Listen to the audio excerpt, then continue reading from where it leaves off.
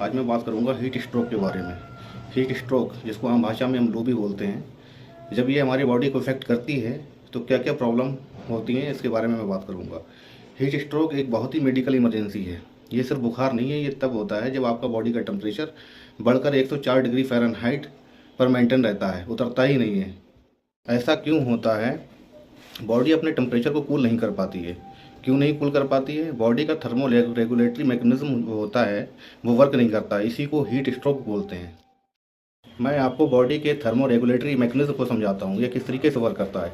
For example, जैसे ही आप नहाकर बाहर निकले, धूप में आए, धूप की जो मतलब सूरज की जो रेज जो हैं, उसकी किरण जो हैं, जैसे ही हमारी बॉडी पे पड़ती हैं तो बॉडी पे जो पानी जो होता है, उसकी ड्रॉपलेट्स जो होती हैं, वो क्या होती हैं, वो एवेपोरेट हो जाती हैं, मतलब भाप बन के उड़ने लगती हैं। तो हमारा शरीर क्या होता है, ठंडा पड़ने लगता है, हमको ठंड सी महसूस होने लगती है।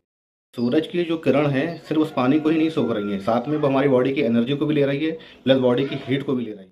और बॉडी की जो है एनर्जी कम होने लगती है। इसी को हम बोलते हैं लेटेंट हीट ऑफ इफ्यूज़न।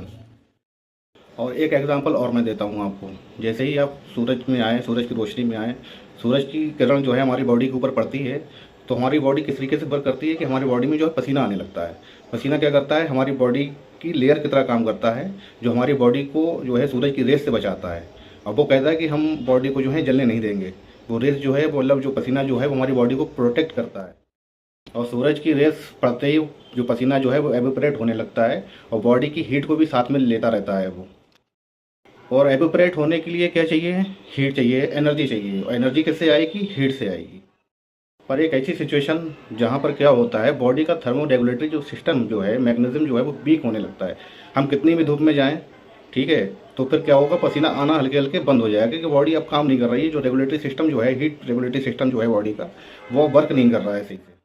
पसीना बनने में टाइम लगेगा, पसीना नहीं आ रहा है, तब क्या होगा, बॉडी हमारी जो है जलने लगेगी। उसी सिचुएशन को हम क्या बोलेंगे, हीट स्ट्रोक बोलते हैं। जब हीट स्ट्रोक किसी आदमी की बॉडी को इफेक्ट करने लगता है तो क्या क्या सिचुएशन और किस तरीके की प्रॉब्लम क्रिएट होती हैं, मैं आपको बताता हूँ।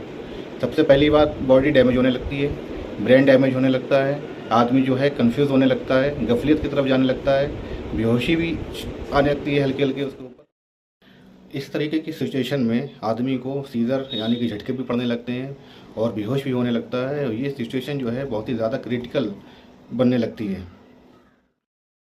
तो उस टाइम पे हमको करना क्या है, पेशेंट को क्या करना है, किसी छाँव वाले एरिया में लेके जाना है जहाँ पर छाँव हो।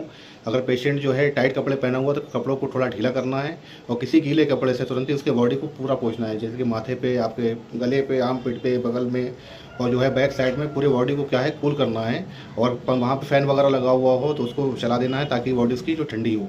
और दूसरी बात ये है कि अगर पेशेंट होश में है, अगर बोल रहा है, अगर आपकी बातों का, आप कुछ बोल रहे हैं, उसकी बात का अगर रिस्पॉन्ड कर रहा है सही से, जैसे आपने उससे बोला कि अपनी जीभ दिखाइए, ठीक है, तो अगर वो आपकी बात का रिस्पॉन्ड कर रहा है तो उसको क्या है, कोई भी लिक्विड वाली चीज़ जैसे कि ORS वगैरह है, पानी है, वो आप उसको दे सकते हैं।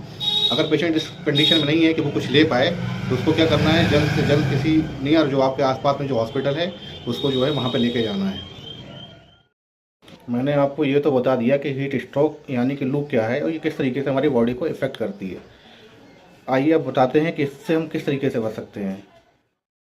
तेज़ धूप में बाहर निकलने से बचें, खासकर दोपहर 12 बजे से लेकर शाम 4 बजे तक। अगर किसी वजह से आप निकल रहे हैं तो अपने सर को टोपी से, छाते से, या किसी गमछा, जो रुमाल जो होता है कॉटन का, उससे ढक के रखें, ताकि धूप की डायरेक्ट जो किरणें हैं जो आपकी बॉडी पे ना पड़ें। और बहुत ज़्यादा मेहनत वाला काम धूप में नहीं करना है। और पानी पीते रहें, जिसकी वजह से बॉडी जो है हमारी हाइड्रेट रहे। जैसे लिक्विड वाली कोई भी चीज़ लेते रहें, जूस वगैरह ले सकते हैं, नींबू पानी ले सकते हैं।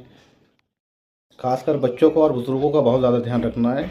और सबसे ज़रूरी बात यह है कि अगर आपको चक्कर, वीकनेस, नौजिया, वोमिटिंग, बहुत ज़्यादा पसीना या फीवर लग रहा है तो तुरंत ही कोई ठंडी जगह पे जाएं। और इसी तरीके की इन्फॉर्मेटिव वीडियो देखने के लिए मेरे पेज को लाइक करें, शेयर करें और फॉलो करें।